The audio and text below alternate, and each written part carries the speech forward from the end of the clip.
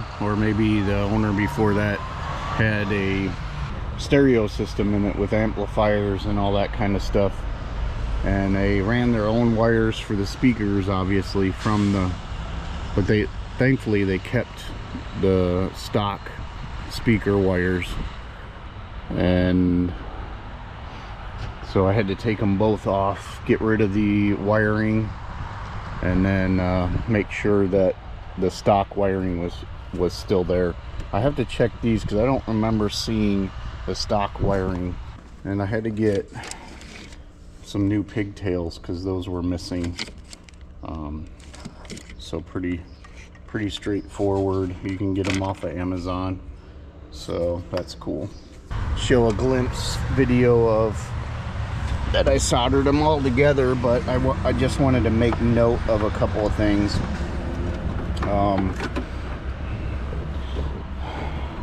So like, I can't see it, like the brown wire, and I think I brought them up to show them, and then the blue wire with white stripe in the stereo that was in here previously, those were not used, and I didn't use those.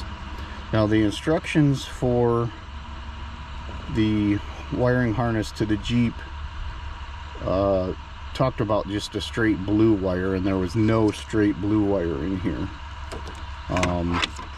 Matching them all up, you know, both the yellows to the yellow to the stereo harness, and blacks to the single black. You know, it's kind of mirrored what it was set up in the previous, and then all the colors for the speaker wires are all the same. So it's really pretty straightforward. All these extra wires here for different stuff, like this is the rear camera, and there's a front camera, reverse input, and I can't remember what these blue ones are for, but just different functions. And then SWC input, I'm not sure what that is, but we'll keep it in just in case something comes across. Yeah, so it's pretty straightforward, honestly. Someday in the future I'll do a rear camera, maybe.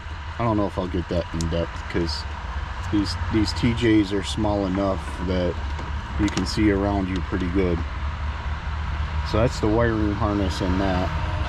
There's one other thing I wanted to talk about. Oh, in the stereo system, they have a brake wire that goes to the brake, the emergency brake. This emergency brake doesn't work. I'm not sure how to hook it in with this, but a lot of the videos I looked at, there's a bypass, and if you connect it to the ground, then it should bypass it because it detects that flow. However, some vehicles are not like that. Or is it the vehicle or the stereo? I'm not sure. The stereo might be it, for the emergency brake detector, because what happens is, if it detects that the emergency brake is off, then certain functions on the stereo will not work, because they don't want you obviously driving and using it at the same time. However, I am not a big one on using electronics while driving anyways, but I still want all features available in case I'm driving. And plus, this emergency brake doesn't really work. Doesn't mean that I can't get it to work with the stereo, but to me it's no point. I don't use the emergency brake in automatic, because, you know, when you put it in park, it locks everything anyways, unless I'm on a sharp hill, which we're in flat northwest Ohio, so I don't have to worry about that too much. So every video that I saw on bypassing it talked about putting it in the ground, so I did that. I put it with the black wires on the main harness, so that way it goes to the ground, and hopefully that will solve that problem and we won't have to worry about it. Now, Like, I'm not, I mean, they talked about the reason for it is like watching movies, so you can't watch a movie during. I'm not going to be watching any movies on this thing, so I don't see any reason to watch any movies. However, I wouldn't mind GPS being on something like that, or, you know, but, which I think still works, but I don't know, we'll see how the functions are. Let's go ahead and get this thing back apart so we can put the stereo in. I'm going to try to see if I can fit it in without cutting this trail, but I don't think so. So every video I've watched, you've had to cut that out, and I hate cutting into like standard like stock stuff to put in aftermarket. I had to do it on the Cherokee. I don't like doing that. Alright, so even though this stereo is short, like depth wise, it still won't fit between these right here. So basically this plate and this little it looks like, I don't know, a brace of the plastic piece right here, so it won't squeeze in between those. So definitely have to cut out to put this Jeep in, or to put this stereo in. So I'm gonna go ahead and get prepped for that. Alright, so when cutting this out, just be careful. There's a lot of wires back here, and then your lines for your heating controls, heating and air controls. So just be careful when cutting that you don't slice into them, which, take your time.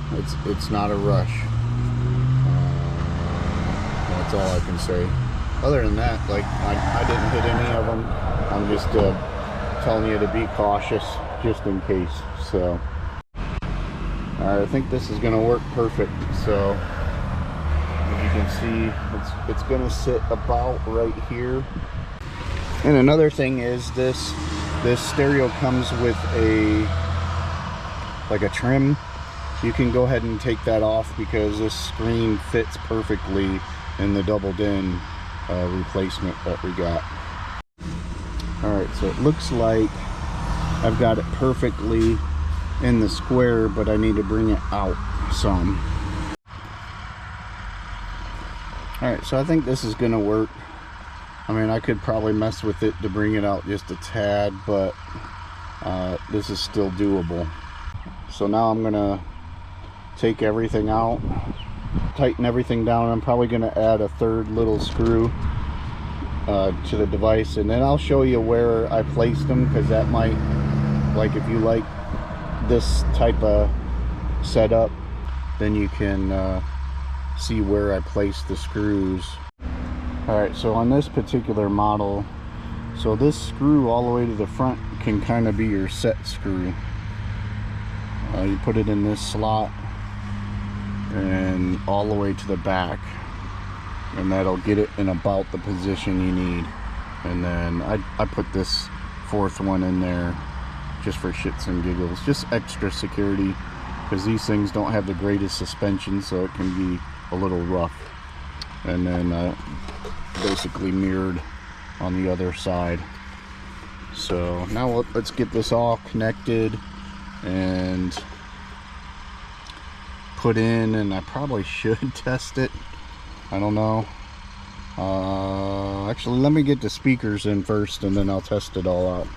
I probably should have tested it before I taped it all up, but I'm pretty confident it's to the right spots. If not, then I don't know, I may have to go to a stereo place and get it checked out.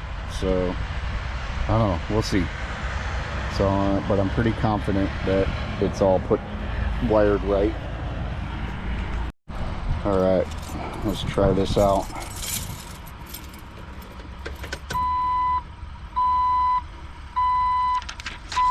It's working.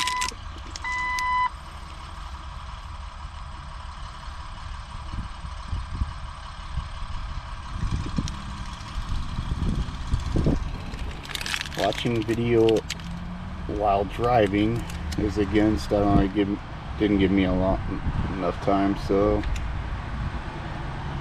So this is sweet.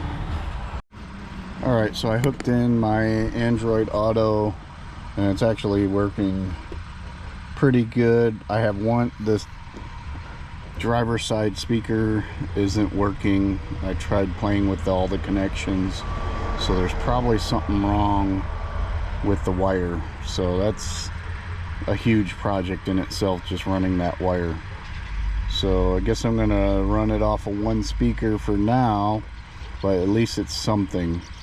And then something wrong with the antenna, so it's just always something. And part of it could be they put in that stereo system because one of the speakers wasn't working. I don't know. It's just speculation, you know. Alright, so I got it all in, put back together, and it's pretty sweet. Like, I had my phone connected to it, listening to Pandora or Audible, so they both work with this system.